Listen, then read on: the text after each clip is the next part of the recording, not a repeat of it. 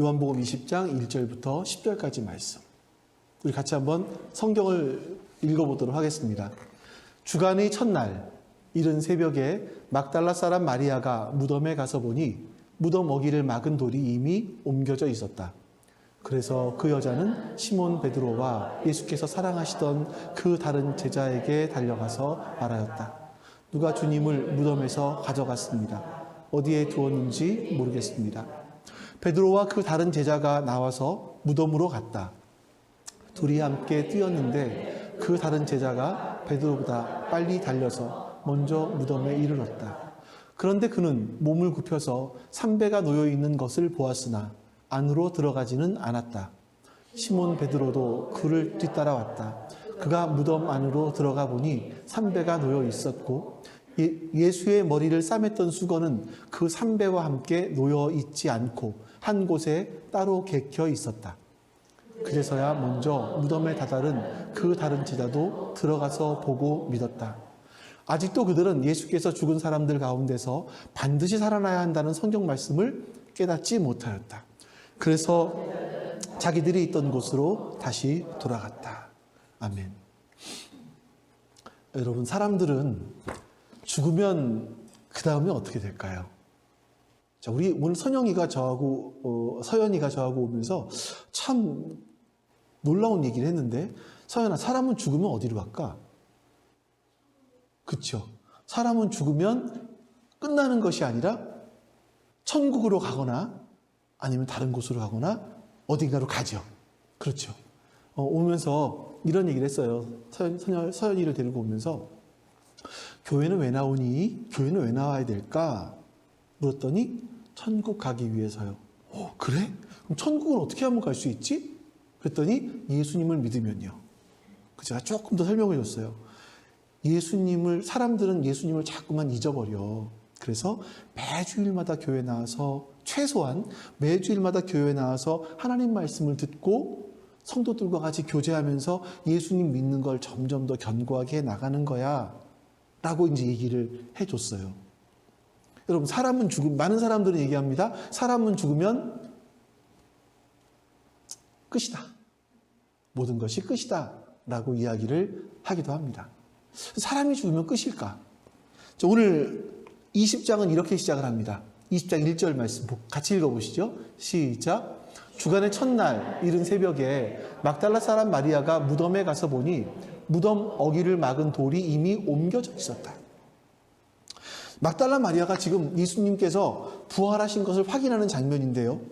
주간의 첫날 이른 새벽, 그러니까 주일날 새벽이에요. 주일 새벽에, 그러니까 금요일 오후에 십자가에 돌아가셨던 예수님께서는 사흘째 되시는 주일 새벽 첫날 부활하신 거죠. 예수님의 시신은 분명히 아리마대 사람 요셉의 무덤에 안장되어 있었습니다. 처음에. 근데 3일이 지나자 그 시신이 사라진 거예요. 여기서 한 가지 의문이 생기는 겁니다.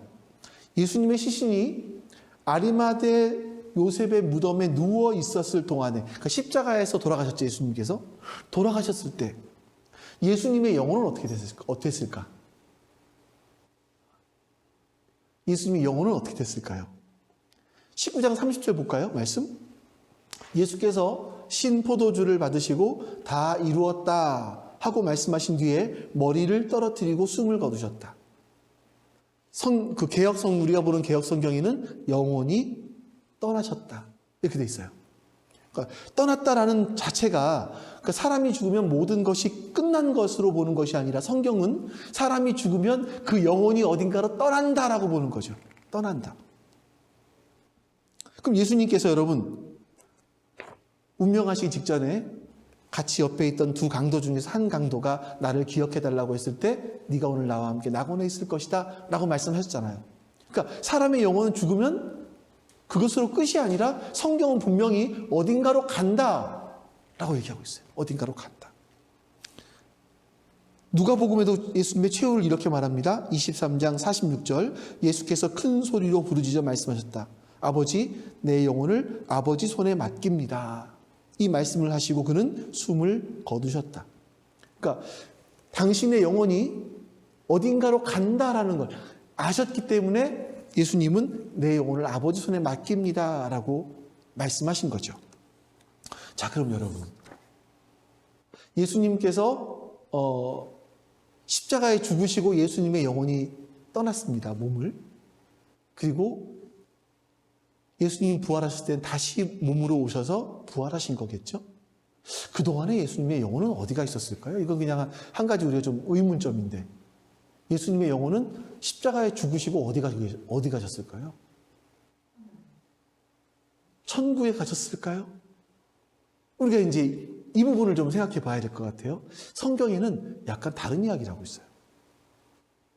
우리 먼저 사복음서 대조표부터 한번 보시죠.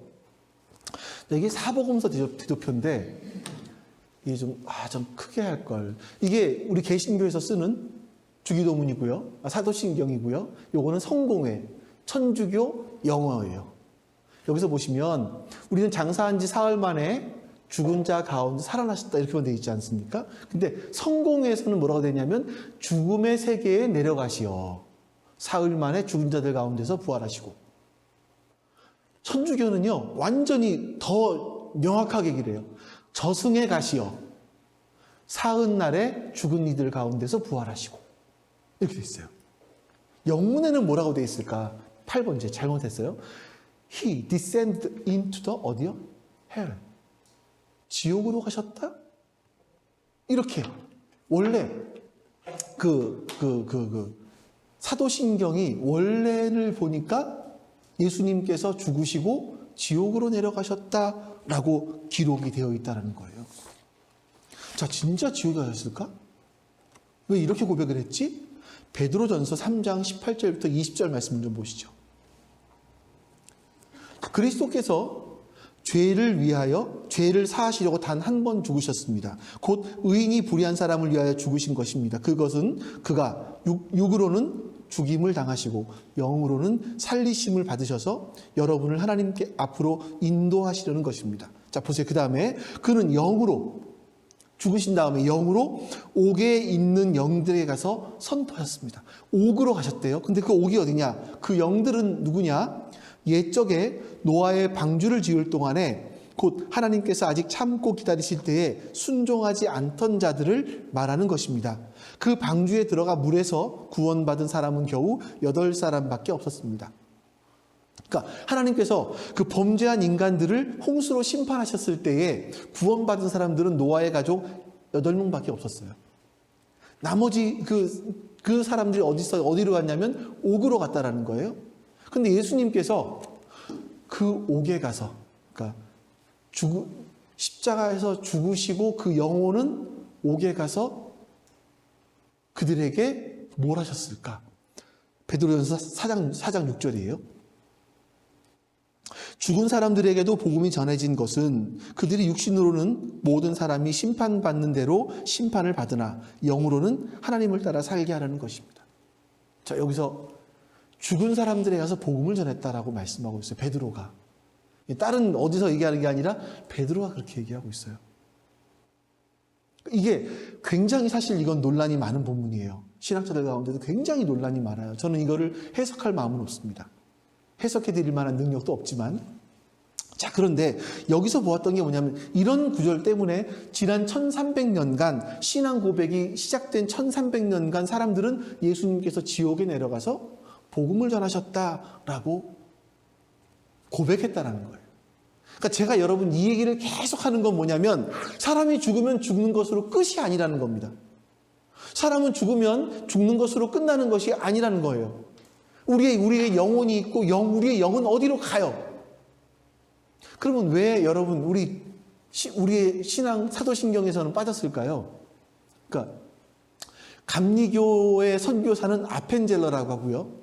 최초의 선교사가, 장로교의 선교사는 언더우드라고 해요. 우리 선결교는 그 선교사님들이 와서 복음을 전하는 것을 듣고 예수님을 믿게 된 사람들이 전도를 하기 시작했어요.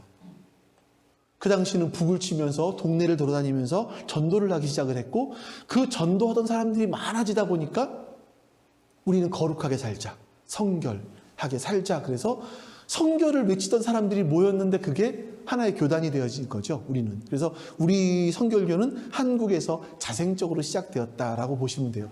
언더우드 선교사가, 아펜젤러 선교사가 와서 복음을 전했고 그 복음을 들은 사람들이 와서 예수님을 믿게 된 그런 사건들입니다. 자, 근데 언더우드 선교사, 아펜젤러 선교사가 와서 복음을 전했고 그때 사도신경을 그냥 번역을 해놨어요, 간단하게. 그러다가 우리 이러지 말고 합치자. 1908년 감리교와 장로교가 만나서 합동 찬송가를 만들어내고요. 합동 찬송가에 사도신경을 번역을 해서 놓았어요. 근데 감리교에서 제안한 게 뭐냐면, 야, 우리는 천주교랑 다르지 않니? 천주교는 연옥을 이야기하는데 이 말씀들은 마치 사람들이 연옥으로 가는 것 같이 생각할 수 있어. 그러니 이 교리는 빼고, 요 부분은 빼고 하자. 번역을 하자. 그래서 우리나라는 그동안 그때 번역한 것이 아직까지 유지가 되면서 지금까지 오고 있는 겁니다. 그러니까 제가 여러분 이 말씀들을 드리는 이유는 뭐냐면 이게 틀렸다 맞았다 넣어야 된다 빼야 된다 이걸 말씀드리고 싶은 것이 아니라 사람은 죽으면 어떻게 돼요? 영혼이 어딘가로 간다라는 거예요. 사람은 죽으면 영혼이 어딘가로 가요. 예수님의 시신은요 다른 사람들처럼 다른 죄수들처럼 골고다에서 죽고 거기 어딘가에 시신이 그냥 놓여져 있는 것이 아니라 아리마대 사람 요셉의 무덤에 장사되었지만 역사적인 사실이지만 이렇게 예수님 완전하게 철저하게 죽으셨지만 그것으로 끝나는 것이 아니라 예수님의 영혼은 어딘가로 가셨다는 거예요. 자, 그 대표적인 것이 이런 것도 볼 수 있어요. 예수님께서 3명의 제자를 끌고 변화산이라는 곳에 가셨습니다. 이름이 나중에 붙여진 거지만 거기서 누굴 만나죠? 예수님께서 모세 또 엘리야 만나요? 예, 이렇게 만나죠. 죽어서 끝났다면 그들을 만날 수는 없어요. 죽음으로 끝이 아니기 때문에, 끝나는 것이 아니기 때문에 그들을 만나시게 된 겁니다. 마치 이런 것 같습니다.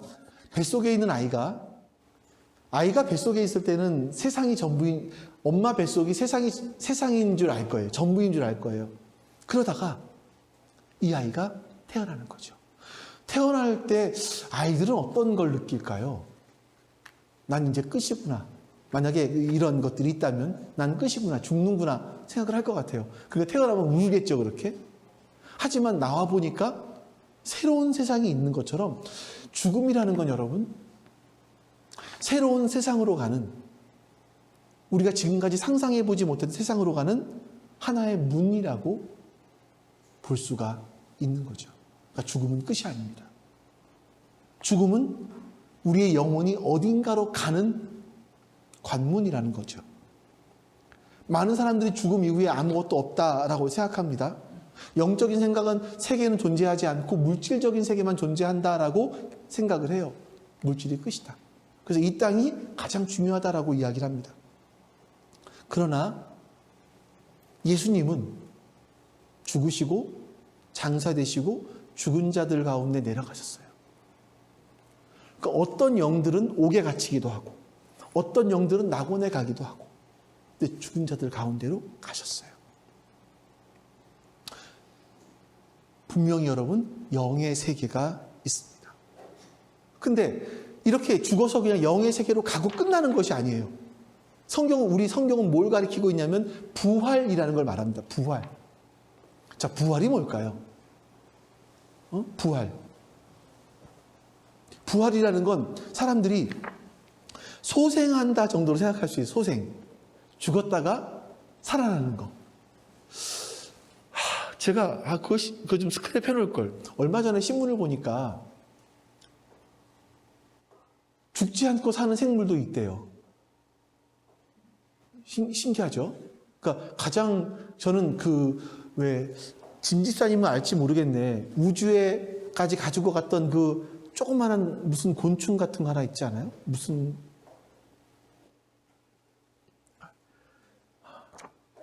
그건 빼놓고 얘기할게요. 어쨌든 그 사람들도 보면 서적에 보면요, 기독교 서적이 아니라 일반 서적에도 보면 죽음의 문턱을 넘어갔다 온 사람들의 이야기가 꽤 많아요. 책 중에서 일반 서적에서 보시면. 네. 그러니까 사람들이 죽었다가 다시 살아난 거를 부활이라고 생각합니다. 대표적인 것이 나사로 같은 경우죠. 예. 나사로가 죽었다가 살아냈다, 부활했다. 근데 나사로는 나중에 어떻게 됐을까요?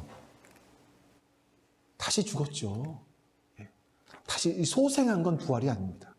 부활이라는 건 뭐냐면 바울이 이야기하는 것처럼 우리의 몸이 하늘로부터 임하는 영원한 몸으로 덧입는 것, 하나님으로부터 오는 몸으로 덧입는 것, 이게 부활이라고 얘기를 하고 있어요.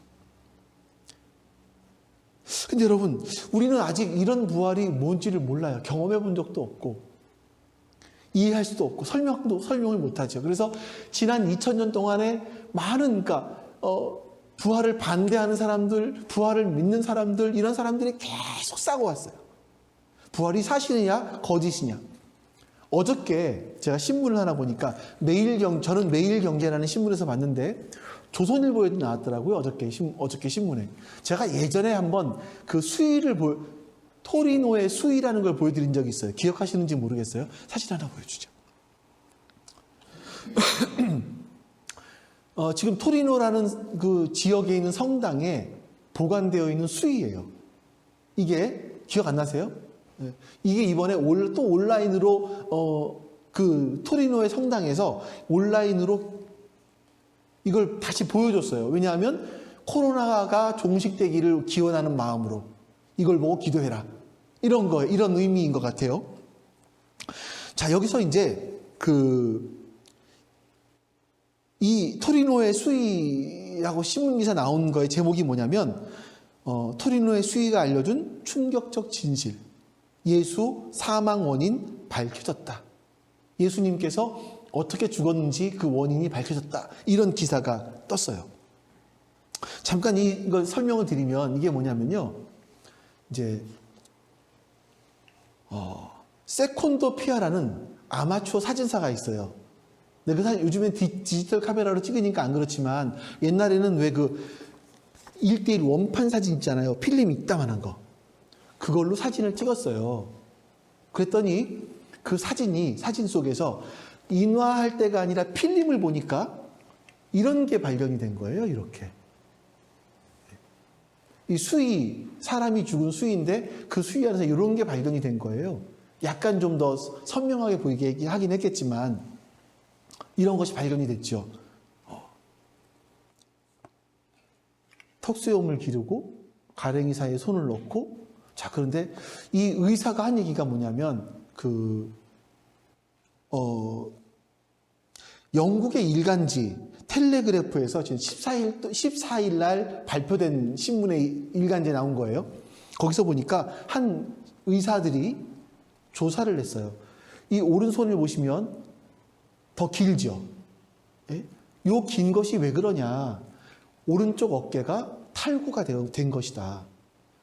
왜 탈구됐을까? 예수님께서 골고다 언덕까지 십자가를 메고 가시다가 그 무거운 십자가 때문에 어깨가 탈구되었고, 그래서 이 오른쪽이 손이 더 10cm가량 길다. 근데 이렇게 오른쪽 어깨가 탈구가 되면 어떤 현상이 나타나느냐? 탈구된 상태에 십자가에 매달리면 한쪽 어깨가 빠져 있기 때문에 이 심장에 어디가 폐를 찔렀다 그랬나? 쇄골 하동맥이 찢어지면서 예수님의 흉곽과 폐 사이에 있는 공간, 거기를 찔러서 이 폐 속에 1.7리터 사이에 물이 고일 수 있다. 사람들 피가. 그 피가 뭐냐? 병사가 예수님을 찔렀을 때 나왔던 물과 피다. 그러니까 의사들이 하는 얘기예요. 의사들이. 자, 그렇게 얘기를 했습니다. 반대 의견도 많아요. 반대 의견 중에 하나가 뭐냐면 1988년도에 여러분 방사성 동위원소 검사하는 게 있어요. 그치?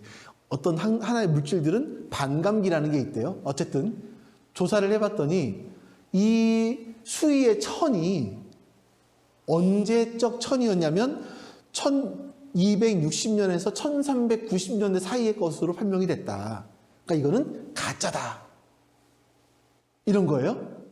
그랬더니 또 성당에서 뭐라고 얘기했냐면 이 수위를 보관한, 그 말이 맞다. 이 수위를 보관한 성에서 1300년 당시에 불이 났기 때문에 이 수위를 옮기는 과정이 있었다. 그때에 이물질이 묻었을 수도 있다. 그러니까 이제 여러분 보세요. 저는 여러분들께 이걸 믿으시라 마시라는 얘기를 하는 것이 아니에요.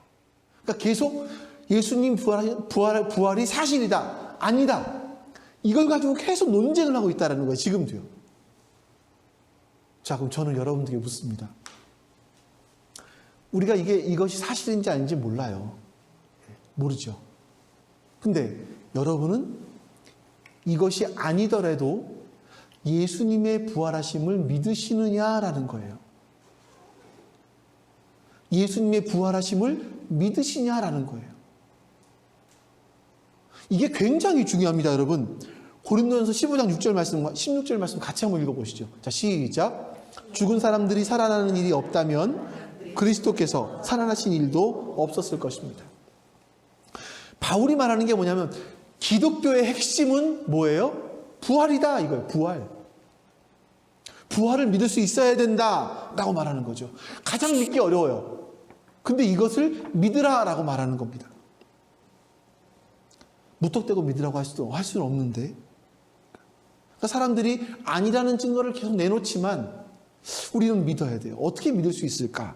자, 오늘 본문을 잘 살펴보시면 우리가 어떻게 믿어야 될지에 대한 부분들이 나옵니다. 유대인들은요, 그러니까 사람이 죽으면 시신을 장사 지내는데 우리는 짐승이 파먹지 못하도록 위에다가 뭘 얹는 거 아시죠? 칠성판을 얹고 거기다가 회를 뿌려요. 석회를 뿌려서 흙이 굳게 만듭니다. 짐승들이 파먹지 못하도록 하는 거죠. 유대 같은 경우 어떻게 했냐면 그 돌이 이렇게 쇠 같은 걸로 파면 파지는 돌이에요. 아주 우리나라 단단한 화강암 이런 게 아닙니다. 거기에 굴들이 많이 있고요. 그 굴에다가 사람들의 시신을 첫 번째는 거기다가 안치시켜서 썩혀요. 시체가 다 썩으면 뼈만 모아다가 그 다음에 요만한 함 같은 데다가 넣습니다. 항아리 같은 거 비슷한 데다가 그 뼈들만 넣어놓고 가족들을 다 거기에 차례대로 모아놓는 거예요. 이 유대의 그 장사 지내는 방법이에요. 근데 이 돌로 된 무덤 안에 짐승이 들어가지 못하게 하기 위해서 유대인들도 역시 돌로 그 앞을 잘 막아놨었습니다. 마태복음의 기록에 보면 유대인들이 빌라도에 가서 예수님의 제자들이 그 시신을 훔쳐가서 예수님 부활했다라고 말할 수 있기 때문에 그 부활하신 그 무덤 앞에 큰 돌을 세워놓고 병정들이 지키게 해달라라고 부탁을 합니다. 빌라도는요, 그 부탁을 듣고 경비병들을 보내서 그 무덤 앞을 지키게 했습니다. 근데 안식일이 끝난 다음 날 막달라 마리아가 예수님의 시신에 장례를 제대로 치러드리기 위해서 무덤으로 달려갔습니다. 근데 경비병들은 사라졌고요. 무덤을 막아놓았던 돌은 없어졌습니다. 마리아가 깜짝 놀라서 이제 요한과 베드로에 가서 예수님의 시신이 사라졌습니다 라고 이야기하는 거예요. 자, 그러자 두 제자가 이렇게 말합니다. 말씀 보죠. 같이 시작. 그래서 그 여자는 시몬 베드로와 예수께 사랑하시던 그 다른 제자에게 달려가서 말하였다. 누가 주님을 무덤에서 가져갔습니다. 어디에 두었는지 모르겠습니다. 마리아가 사실 잘 못 믿겠는 거예요. 그래서 베드로와 요한이 막 달려갔습니다. 자, 퀴즈 하나 내볼까요?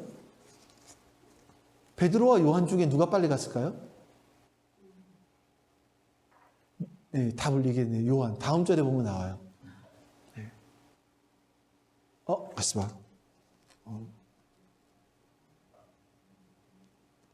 성경 말씀을 안 써놨네요. 요한이 먼저 갔어요. 왜 요한이 먼저 갔을까요? 왜 요한이 먼저 갔을까? 베드로보다 젊어서? 아니까. 젊으니까. 잘 뛰지 않았을까? 어쨌든 여기서 보면 성격이 나와요. 요한은 딱 달려가자마자 뭐랬냐면 무덤 안을 이렇게 봤어요. 그리고 그 안에서 예수님을 쌌던 수의가 있는 것을 보기만 했고, 베드로는 어떤 성격입니까? 막 그 앞뒤 안 가리는 사람이잖아요. 막 뛰어가자마자 무덤 속으로 막 들어갔어요. 예수님 누워있는 것을 거기서 보았죠. 자, 그런데 다음 절 말씀 볼까요? 요한이 베드로가 들어간 것을 보고, 사건을 보고 요한이 따라 들어가서 이렇게 말합니다. 8절. 자, 시작. 그제서야 먼저 무덤에 다다른 그 다른 제자도 들어가서 보고 믿었다. 들어가서 보고 믿었다. 자, 뭘 봤을까? 예수님의 시신이 없어진 거? 그걸 보고 믿었을까요? 그 누군가 훔쳐갈 수 있잖아요. 뭘 보고 믿었을까? 우리 예수님, 그러니까 여러분, 애벌레가 나비가 되기 위해서는요, 먼저 번데기가 되고, 번데기가 된 다음에 그 다음에 꼬치를 하나 만들죠. 그리고 꼬치를 위에만 살짝 뜯어놓고 쏙 빠져나가잖아요, 나비가 돼서. 그런 것처럼 예수님의 시신은 예수님을 이렇게 칭칭칭 감고 있던 그 수의를 그대로 놔둔 상태에서 쏙 몸만 빠져나가신 거예요. 이 영상 많이 보여드렸어요. 영상 하나 보시죠.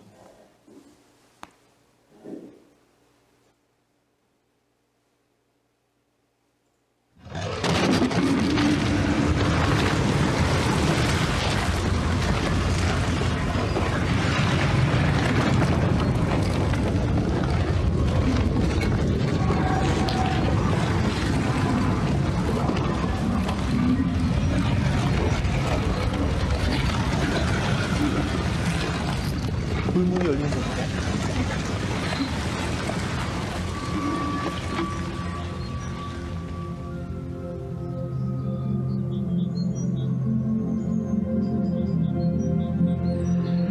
예수님의 수기가 이렇게 된 겁니다.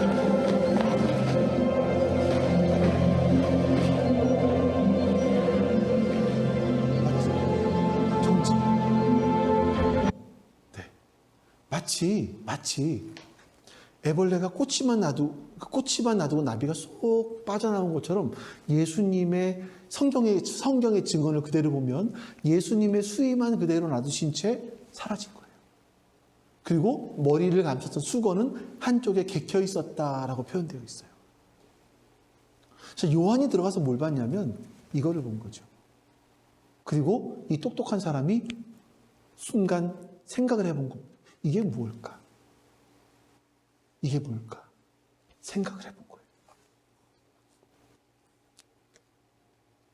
자, 여러분, 그 당시 사람들이 생각했던 건 이겁니다. 누군가 예수님의 시신을 훔쳐갔다. 이런 주장들이 있었어요. 그 당시에. 그러면 예수님의 시신을 훔쳐갔을 때 이렇게 남아있었을까요? 이런 게? 이럴 수는 없잖아요. 이렇게 벗겨놓고 갈 필요도 없지만 벗겼다고 하더라도 이렇게 수의를 이렇게 만들어 놓고 갈 리는 없지요. 첫 번째, 누가 훔쳐간 건 아닙니다. 그 당시에 또 어떤 이야기가 있었냐면 예수님은 십자가에서 죽으신 것이 아니라 기절했었던 것이다. 이런 얘기가 있었어요. 기절했다가 선선한 감옥에 무덤에 들어가 있다가 정신을 차리고 나온 것이다라고 얘기를 해요. 근데 창에 찔려서 그 십자가에 죽음이 얼마나 힘든 건데 창에 찔려서 옆구리에서 물과 피를 쏟으신 분께서 그러니까 시간상으로 보면 약 40시간이거든요. 40시간 만에 몸이 완전 회복돼서 무덤 큰 막아놨던 무덤 문을 밀고 열고 나왔다? 근데 나오면서 수의를 이렇게 해놨다? 이것도 사실은 말이 안 되는 거예요. 그러니까 그 당시에 예수님의 부활이 아니다라는 그 추측들, 사람들이 훔쳐갔거나 뭐 어떻게 됐다라는 그 추측들에 대해서 요한이 생각을 해보는 거죠. 이것도 아닌 것 같아요. 결론은 한 가지입니다. 예수님께서 말씀하신 대로 진짜 부활했구나.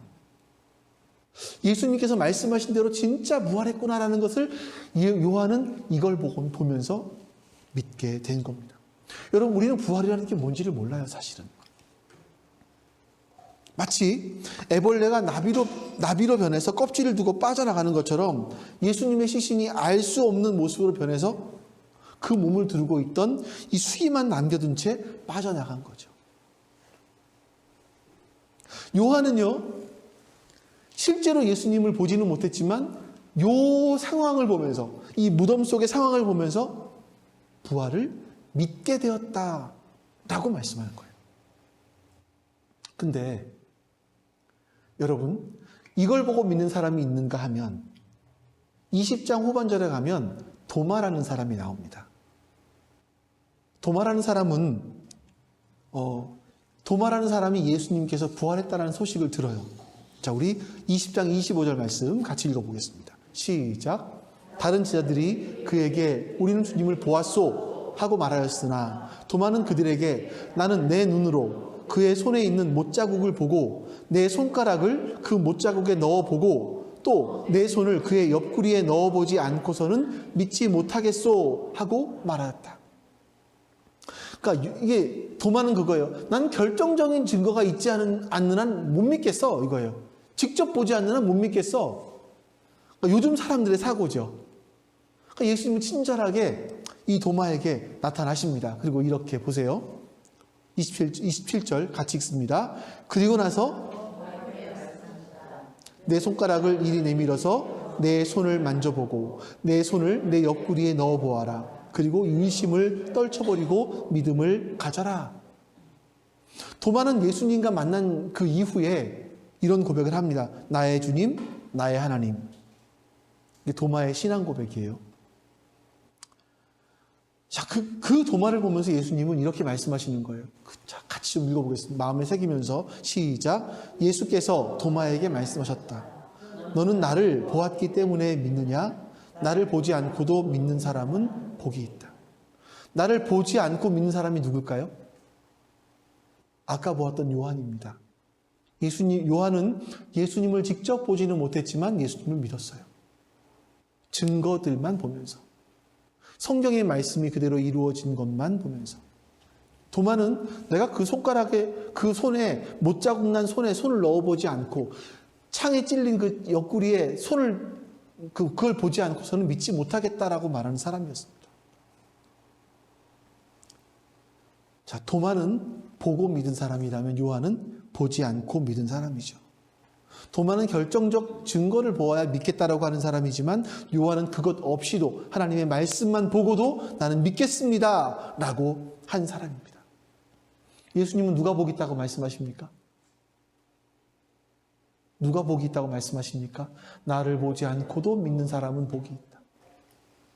여러분들이 복이 있는 분들이신 거예요. 여러분들은 예수님을 실제로 보지 못했지만 우리는 예수님을 믿고 있기 때문에 우리는 정말 복이 있는 사람인 겁니다. 자, 우리 현 시대를 살고 있는 우리는 도마처럼 예수님께서 부활하신 것을 볼 수 없어요. 볼 수 없습니다. 하지만 우리는 파편적인 증거들, 그리고 가장 결정적으로 성경에 나와 있는 증거들. 제가 여러분 오늘요, 사실은 별의별 거 다 보여드리려고 했었어요. 뭐냐면 예수님께서 십자가에 죽으셨을 때 나타난 현상들이 몇 가지 있었죠. 십자가에 운명하시니까 하늘이 어두워졌고 또 한 가지 지진이 일어나서 무덤이 열리고 사람들이 나왔다라는 표현이 있잖아요. 학자들이 보니까 지질학자들이 그걸 조사를 했어요. 예수님이 사셨던 당시에 지진이 일어났던 증거. 그런 것도 있더라고요. 그러니까 별의별 것들이 있는데 그거 다 보여드려도 믿을 사람들은 자기가 믿고 싶은 걸 믿거든요. 믿고 싶은 걸 믿어요. 믿을 사람은 믿고 아무리 뭘 보여줘도 안 믿을 사람은 안 믿어요. 그러니까 전 여러분들이 말씀드리고 싶은 것이 이겁니다. 여러분들은 성경을 보고 믿는 그 믿음이 생길 수 있는 그 여러분들과 제가 될 수 있기를 바랍니다. 왜 이것이 중요하냐면요. 우리 찬송가, 마지막 부를 찬송가 162장이에요. 그 찬송가 후렴에 보면 예수 늘 살아계셔서 늘 나와 동행하시며 늘 말씀하시네. 이게 그거예요. 그 고백이에요. 예수님은 늘 살아계셔서 나와 함께 동행하신다라는 것이 이 작사자의 고백인 거죠. 여러분들과 제가 이 땅을 살아가면서 그러길 원하는 거예요. 여러분, 세상이 정말 녹록지 않습니다. 여러분이 더 잘하실 겁니다. 세상은요, 결코 살만한 곳이 아니죠. 우리가 편안하게 살 수 있는 그런 곳은 아닙니다. 그러나 여러분, 이 땅을 살아갈 때 우리 주님과 함께 살아간다면, 이 땅에서 우리가 하나님 나라를 꿈꾸며 살아갈 수 있지 않을까. 예수님의 부활을 목격한 제자들은 그의 삶이 정말 달라졌습니다. 우리도 예수님의 부활을 진짜 믿을 때에만 주님과 함께 동행하며 전혀 다른 삶을, 하나님 나라의 백성의 삶을 살아갈 수 있겠죠. 저는 여러분과 제가 그런 삶을 살아갈 수 있기를 간절히 축원합니다. 아버지 하나님 감사합니다. 우리 주 예수 그리스도께서 부활하신 것을 말씀을 통해 다시 한번 증언하는 이 말씀 가운데서 우리가 예수 그리스도의 부활하심을 다시 한번 믿고 다시 한번 그 믿음으로 고백하며 이 땅을 그 부활의 믿음을 가지고 살아가기를 하나님 기도합니다. 주님, 우리 안에 역사하여 주셔서 이 땅을 내 힘으로 내 능으로 살아감이 아니라 부활하신 그 주님과 함께 늘 나와 동행하시는 주님과 함께 살아갈 수 있도록 역사하여 주시옵소서. 그 믿음을 우리 가운데 허락하여 주시옵소서. 그 믿음으로 담대하게 살아갈 수 있도록 주님 도와주시옵소서.